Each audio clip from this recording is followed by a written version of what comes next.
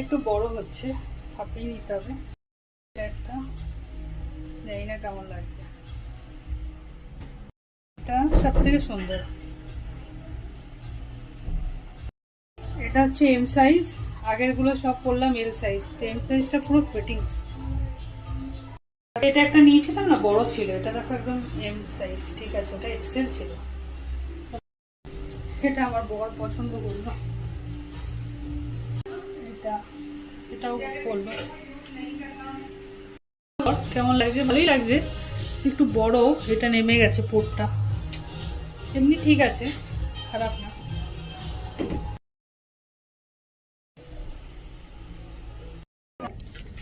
Should I buy for you?